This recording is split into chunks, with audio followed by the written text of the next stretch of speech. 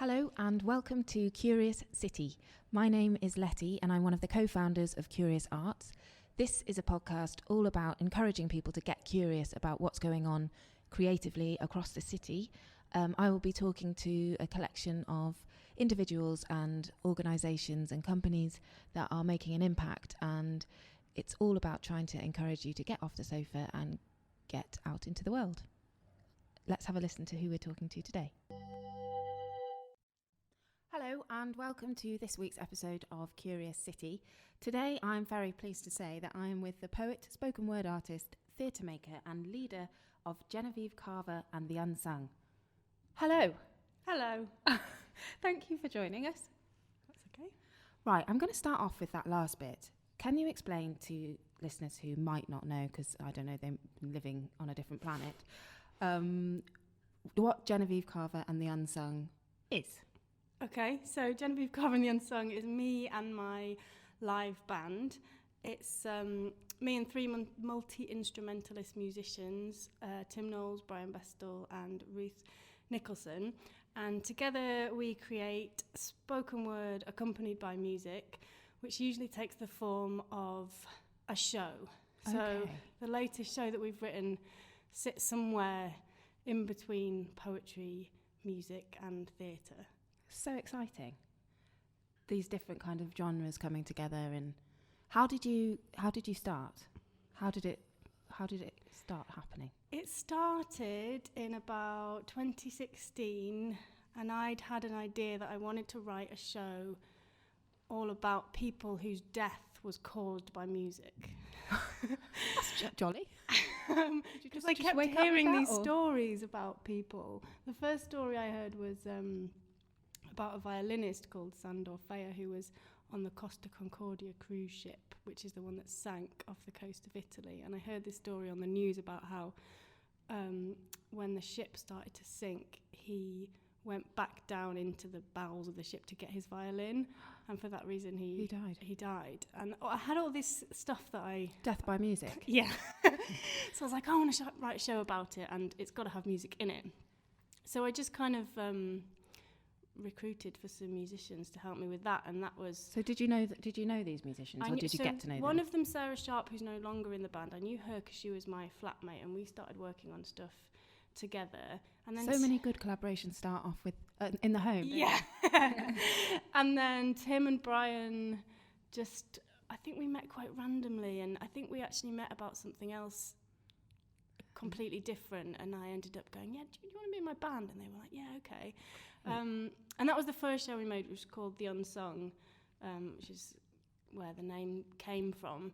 But why was it called The Unsung? I wanted to ask you about The Unsung. So two reasons, really. One of them because the point of that show was it was kind of dead musicians, but it wasn't like the famous dead musicians. So they haven't been able to sing what they were going to sing. And that's kind of our whole remit, is to represent kind of people whose stories you might not have heard otherwise. So that's one side of it. And the other side of it is that I don't sing. So everybody always thinks I'm going to, because I'm in a band and because it's spoken word. So you refuse to sing? I have tried to sing once. Once was enough? Yeah.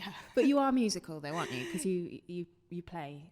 Yes. Yeah. So I do some keyboards in the band, and I do a little bit of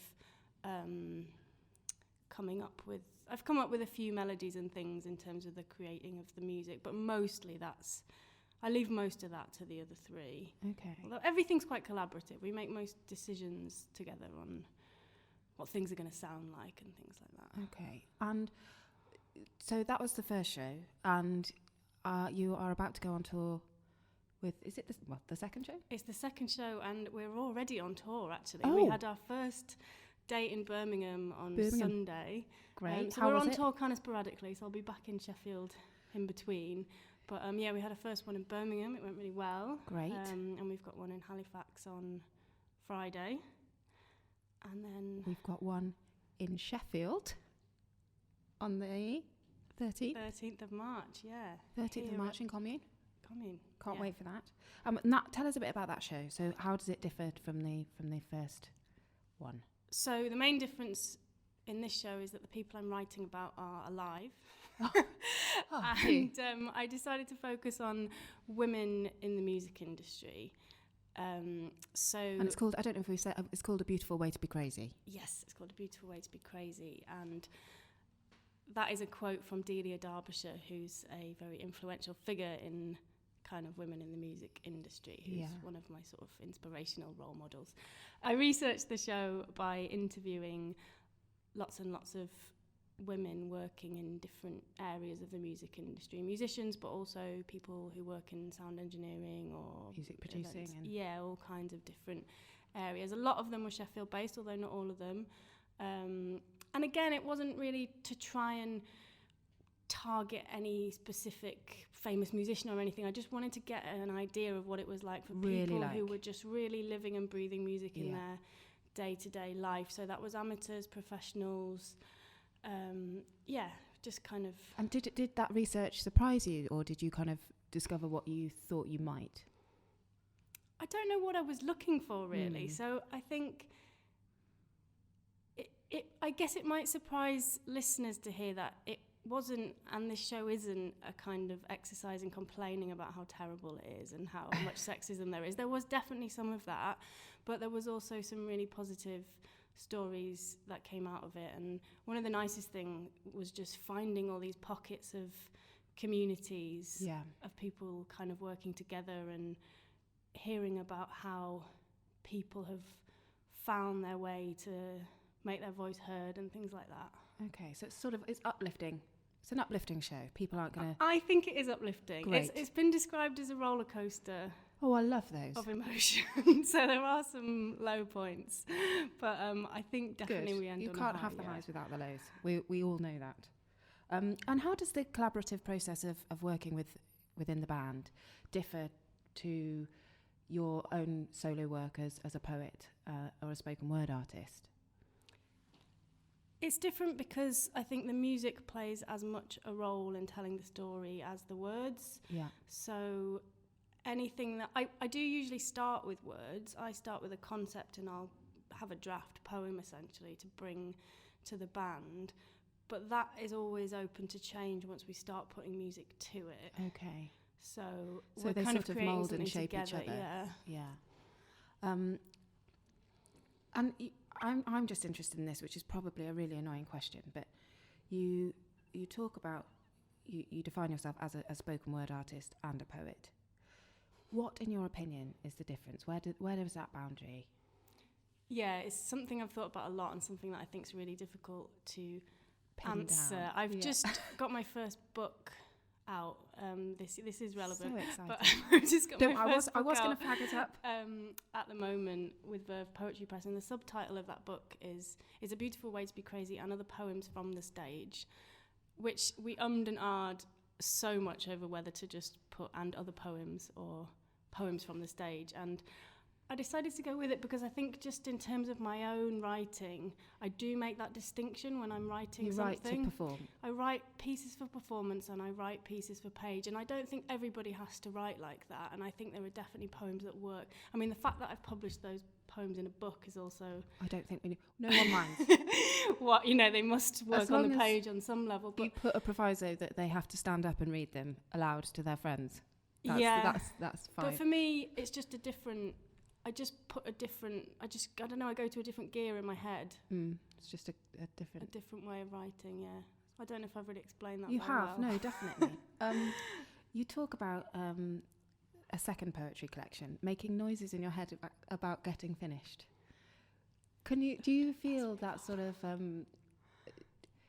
do you feel that your poetry and those creative ideas take on a life of their own? Do you feel kind of like you're being badgered by them if you're not pinning them down or penning them? Yeah, I think at the moment I feel very much like the more sort of success, if that's the right word. I think it is. You are definitely the busiest creative in Sheffield right now. But just I think with that can often come a lot more admin, a lot more marketing, a lot more things that are not creative actually, and it becomes quite difficult to kind of find the time to just allow Prioritise. ideas to grow, and ideas that you aren't being paid for or that aren't kind of attached to a specific project. So I think I always have this bit of my brain that's going, are you going to let me have out these ideas? Yeah. No, it's difficult, I think, to strike the balance between creating and that whole sort of self-promotion beast that is very difficult for a lot of creators. Because, I mean, how do you find it? Do you find it difficult to kind of shout about the work you're doing, or is that something you've just had to get over? Yeah, I find it really, really difficult. Actually, I think if I could get rid of one job off my sort of to-do list, it would be social media. I would just delete the whole thing. Yes. If I could. Yeah. I'm with you on that. But it is just, it's a job and it needs doing, and I do care about my work, and I think It's such a valuable some tool to get it people, out there, yeah, isn't it? I think it is just, I don't know, I'm still on the fence about this. I don't know if it is something that you have to do. I kind of don't like the idea that you have to do it. I feel like you should be allowed to opt out, but I'm not brave enough to do that yet. No, I think most people that would resonate with a lot of people. How you cite your inspirations, or there's a lot, but I found two of them particularly interesting. One of them is Imperfect, Broken Things. Did I write that? You did, and I loved it. And I just wanted to ask you what you meant by that. Like, what sort of imperfect, broken things? I think all sorts of imperfect, broken things. I think people, relationships, situations, the music industry, most things that are interesting to write about are full of flaws, yeah. And I think we kind of living in a world where we're encouraged to present the perfect version of ourselves, and that goes back to the social media thing, like, look at this thing I'm doing, isn't it brilliant, isn't it perfectly formed? And often we don't see the bad side and we don't see the process, and I think it's really important to show the scars. Yes. Yeah. I think that's great. The other thing you say is finding the extraordinary in the ordinary. Yeah, that's something I think is very much what we've tried to do with The Unsung. Like I was saying before, finding extraordinary stories that are not necessarily famous names or kind of well-known. Just because they're attached to a famous person. Yeah, but I think most people's lives... So I interviewed all these musicians, and maybe being a musician in itself is quite an extraordinary thing to be doing, but every one of these people had such an interesting story to tell, and it didn't have to be anything wildly outlandish, but it had a worth in itself. I think there's a worth... I don't know what I'm trying to say. I think everybody's got an interesting story to tell. I think that's what I mean by that. I agree. So this is a massively exciting year for you, because not only are you, first book published, going on tour, been shortlisted for the Kurious short story competition. I don't know why that wasn't top of your list. So, I mean, how do you juggle it all? How do you balance all of those different hats? Oh, you're also developing a show with Jess at Theatre Delhi. Yes. So I will talk a bit about that in a sec. So how do you juggle all of those different projects? Currently, I think I'm juggling them in quite an unsustainable way. Yeah. Which involves having no days off.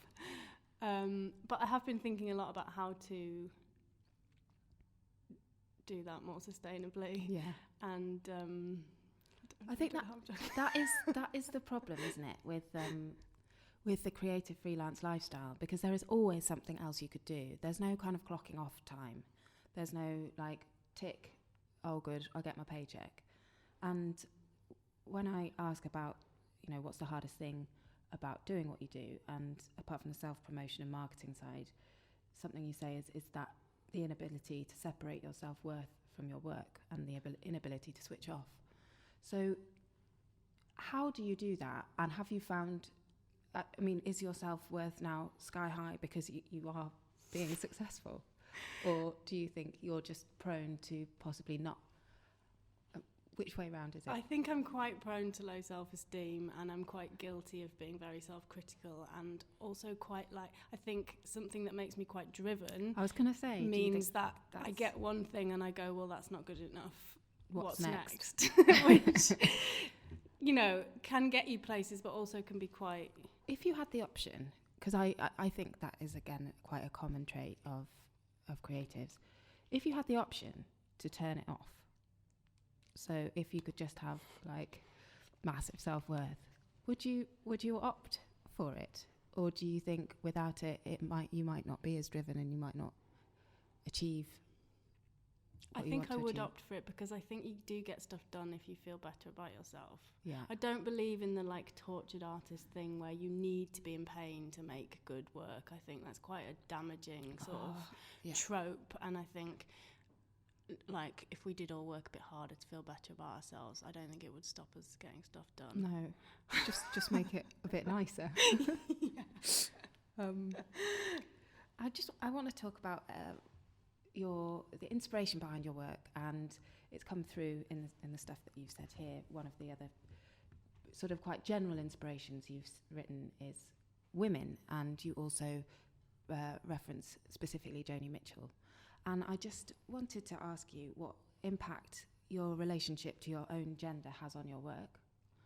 I think it's something that actually I've come to quite late in life. I only really started looking at when I was around 30, and I just feel like I was missing out on this massive part of understanding myself. Really? And having all these conversations with other women. I don't think your gender is the only thing at all that makes you who you are, but it was like this thing that I'd just not addressed until then. It just unlocked something, and you were like, oh, hang on. That's really interesting. And what do you think it was as a result of just kind of turning 30, or do you think it was the fact that society has changed and asked you to ask these questions about your own gender and the role of women in specific professions or in society in general? I think it's a bit of both. I think definitely the kind of big societal shift that's happening has certainly impacted on me. And I also think there is something that happens when you get a bit older, which was something that was reflected in a lot of the interviewees that I spoke to. A lot of them kind of spoke about having similar kind of epiphanies when they were sort of in their late 20s or around about that age. I don't know if also it might be to do with the fact that I grew up with 3 brothers, so I was always kind of surrounded by boys when I was younger. Gosh. And that must have been stressful. And I don't know if I sort of identified more as a boy. I think when I was younger, I always used to be like, I'm one of the lads, and that's what you wanted to be in the gang. Yeah, it's just kind of pack so. mentality. That sounds aggressive, but just wanting to belong. Yeah. What's your relationship with your brothers like now? Great. Yeah, it's not to say anything wrong about them. No.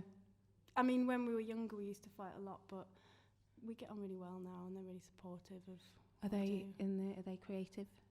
Yeah, my little brother is a designer for the theatre, set designer. Handy.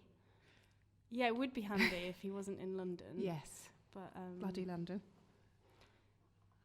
The other 2, one's a doctor and one works in international politics. So. Gosh, highbrow. So when did it all start for you, and how? Like, when did you discover writing, or did the music come first, or was it what was your way in? I learnt to play the piano when I was quite young, but I didn't really consider it to be something I would ever pursue.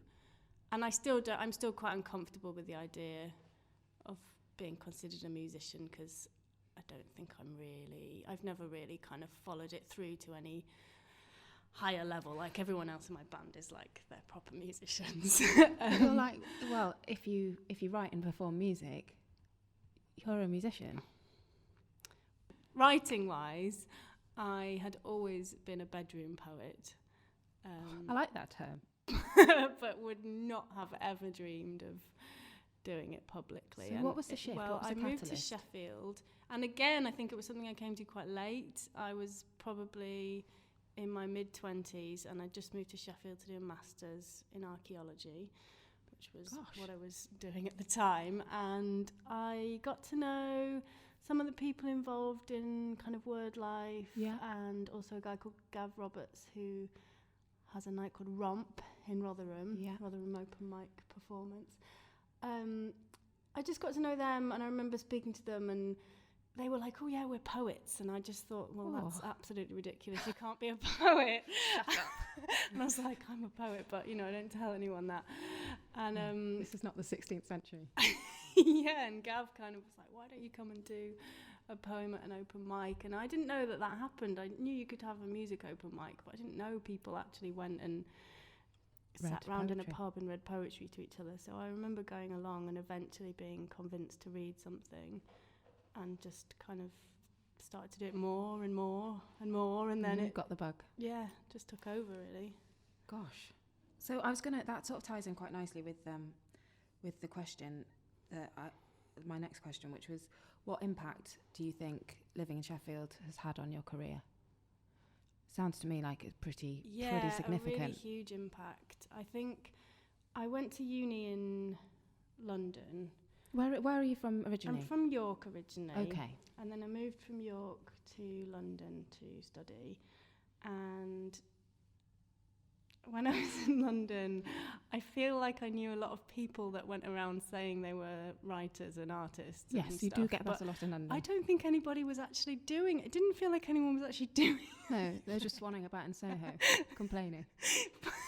No offence, London, I love you. I lived there for 10 years. And I was born there, sorry. This is not And partly maybe that's because I was very young and we were all a bit pretentious, and I think it's what, you just like that title, don't you? It feels quite a nice thing to say. But I moved to Sheffield and it felt like there were all these very just doing stuff and not calling themselves anything, it just felt and it felt very easy to connect and collaborate, and I don't think I would be doing what I'm doing now if I hadn't moved here. Gosh. So we've got Sheffield to thank. Yeah. Thank you, Sheffield. My book is actually dedicated to Sheffield. Is it? Yeah. I couldn't think of who to dedicate it to, so I just thought I'm going to dedicate it to Sheffield. That's amazing. Is it? It's out. It's out. Yeah. Well, where can we buy it? Currently, you can buy it from me. Oh yeah. But I think it should be appearing in bookshops. You should sell it in the biblioteca downstairs. I should go and speak to them actually. Yeah. Drop in after this. Yeah. So one of the things. Or you can buy it from the Verve Poetry Press website. Also. Okay. Should probably mention that. Good tip off. It's interesting what you say about the live music venues in Sheffield, and that there's a hint of them struggling a little bit. So, I mean, why do you think that is, and what do you think we can do about it? I don't know if it's individuals or if it's the council or who is ultimately responsible, but I think it's quite hard for live music venues to survive. I think there's a mentality in kind of people don't want to pay to go to a gig, but they'll very happily pay £10 for like smashed avocado on toast. It feels like... It's weird, isn't it? It feels like it's expensive to pay £10 to go to a gig, but it's not expensive to pay £10 for like a cocktail. We do find that here, if we chuck in a free drink, or if there's some food element to an event, people just flock, because it's like, oh yeah, I'll pay to put something in my gob. Yeah, but it feels like there's this consumerist kind of mentality that's being pushed, and there isn't, it's like the idea that you can be fed, you can be nourished more wholly by actually engaging with someone doing a performance, but that you don't have anything to take away, you don't have an object, you can't be sold. It's not a tangible thing. Yeah, and I think in like the capitalist society that we live in, it doesn't fit as well. Yeah. Well, it's naughty. We're going to be having live music. We're converting the space next door, so hopefully we'll be okay. We'll try it. We'll do our best. Will you come and perform when we've Yes. got it ready? Good. Now, another very intriguing. You did write a very intriguing questionnaire. You should be a writer. Very intrigued by the answer to the question, what makes you happy? And there are a few things on there. I really can't remember what I put. Well, the one that intrigued me was moving on, which also made me slightly nervous because are you going to suddenly leave Sheffield? You've dedicated the book and now you're going to get in your van and move somewhere else, because you do say that, in at your heart, you're a nomad. Yeah, it is a bit of a dichotomy because I have actually been in Sheffield for about 12 years now. And that's definitely the longest I've ever, voluntarily stayed anywhere.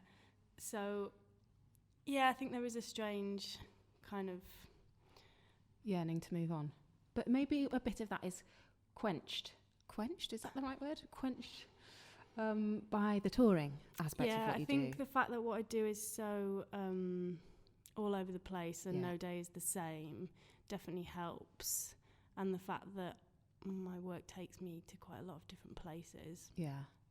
Yeah, sometimes it's actually nice to have a... Because it's your sanctuary, your home is your favourite place in Sheffield. I've said some really strange things that don't add up, haven't I? Well, that's good.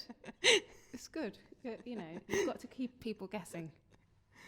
That's the key.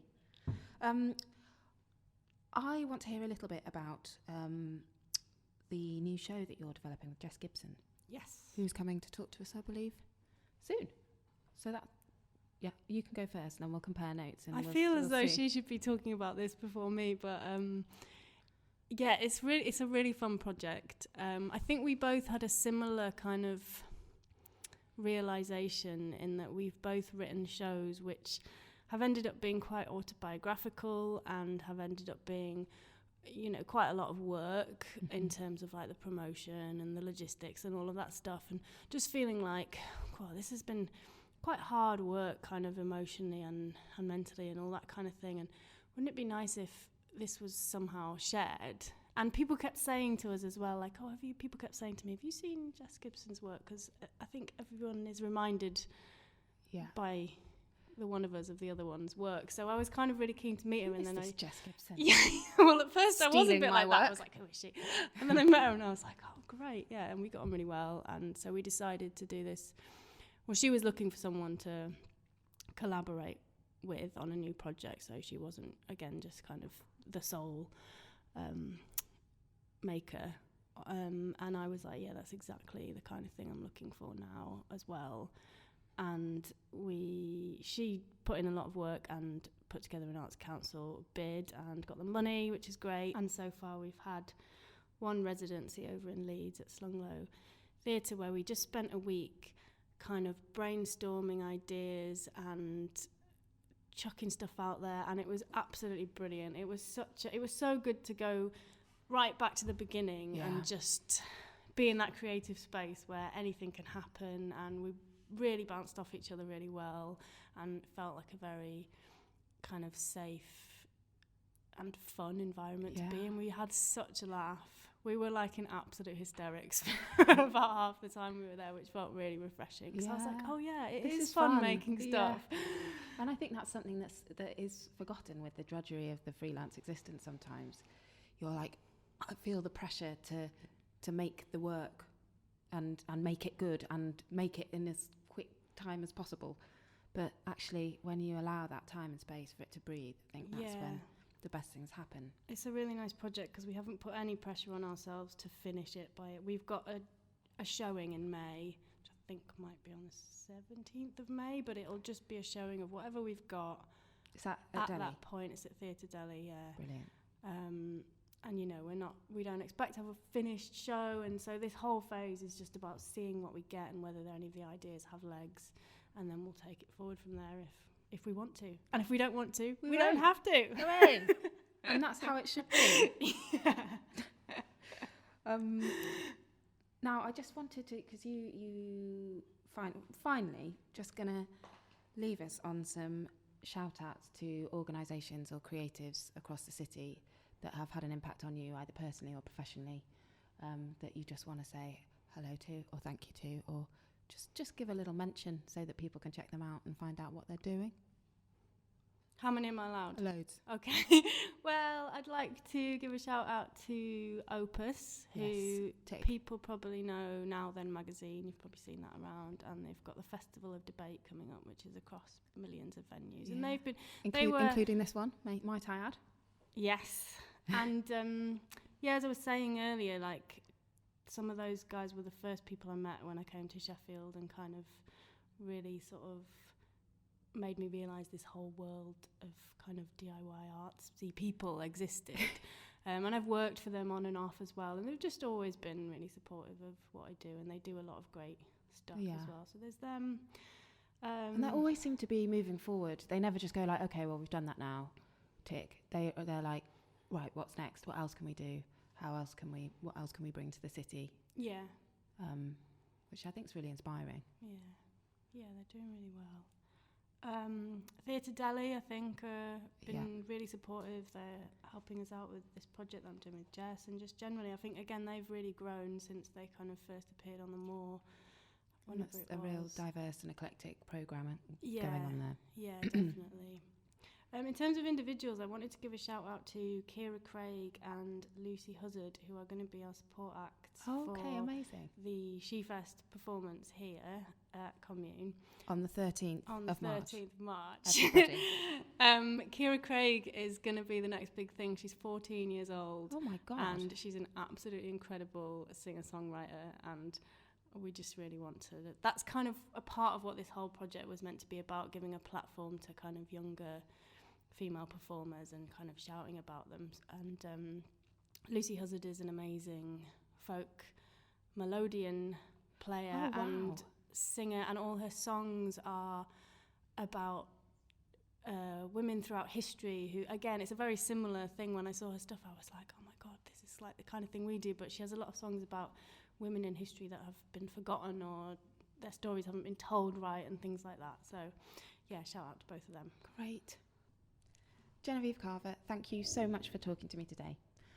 If you do want to come and see the Genevieve Carver and The Unsung, which I strongly recommend, you can get tickets for the 13th of March at Kommune from our website, www.kurious.art, or the Shefest website.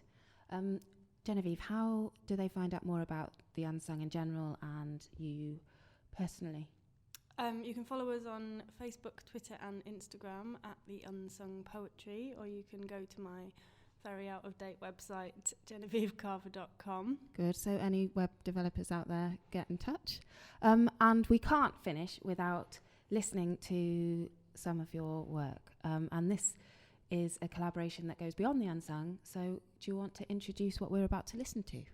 Yeah, so we've recorded a single from the show, From a Beautiful Way to Be Crazy, but we've brought in a whole load of extra collaborators. Lovely. We've worked with Before Breakfast, who probably a lot of Sheffield people will know, who are a brilliant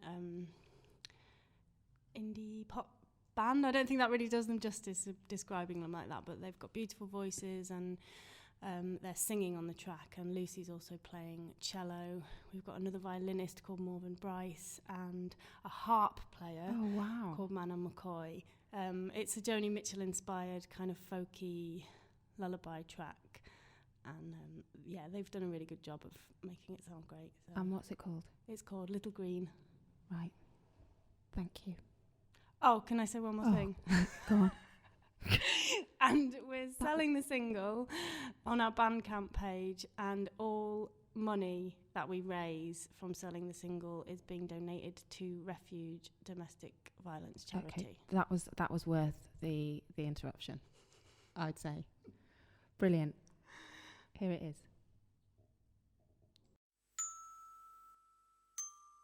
Lullabies are not really my thing. I find it kind of hard to look small children in the eyes. You may be all innocence and hope now, but sooner or later you're gonna find out about the world you've been born into, and for that I can only apologise. I'm not really sure where to start, so I guess I'll start with Joni Mitchell. I've always found her voice to ring kind of true. So Joni had a little girl like you, but she had to give her up. Well, no, yeah, I'm sure she did love her, but it was more complicated than that. You see, she wrote this song, Little Green. No, don't cry, I'm trying to explain. There's a thing called organised religion, which makes some people act very unfairly sometimes, and there's this thing called money, which you sort of need if you know. Don't cry. Please don't cry. Lullabies don't come naturally to me. But if I was gonna sing you one, I'd sing you Joni Mitchell's Little Green. Lullabies, they're supposed to be calming, aren't they, to help you feel at ease? So perhaps I should tell you that there's nothing you need to worry about right now. Forget about what I said about money and organised religion. Just look at the little felt stars dangling above your cot, that's better. Just try to focus on the beauty of the moment, because much sooner than you think, you're gonna wake up one day to find your body is decaying and your mind is haunted by regrets and you're having to make some serious redacts to your bucket list. No, wait, forget that.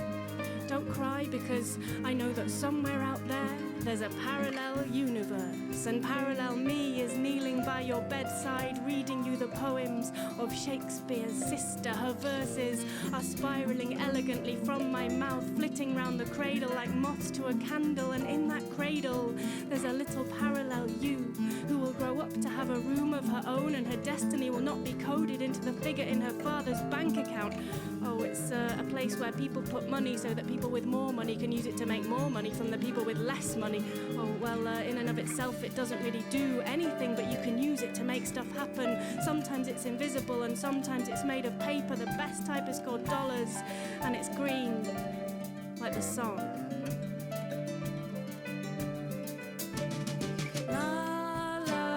Lullabies don't come naturally to me, but if I were gonna sing you one, I'd sing you Joni Mitchell's Little Green. Okay, shh, now it's getting late. All I was trying to say was Joni had a lot of unseen pressure on her from this thing called society.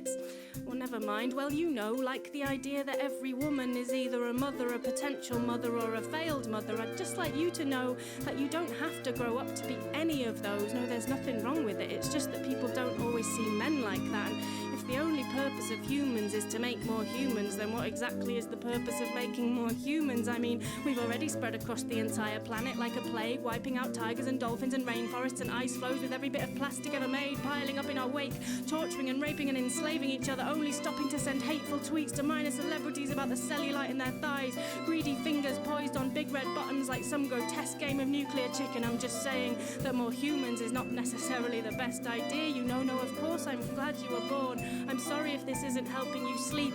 I told you I was never any good at lullabies. Lullabies don't come naturally to me, but if I were gonna sing you one, I'd sing you Joni Mitchell's Little Green. Lullabies don't come naturally to me, but if I were gonna sing you one, I'd sing you Joni Mitchell's Little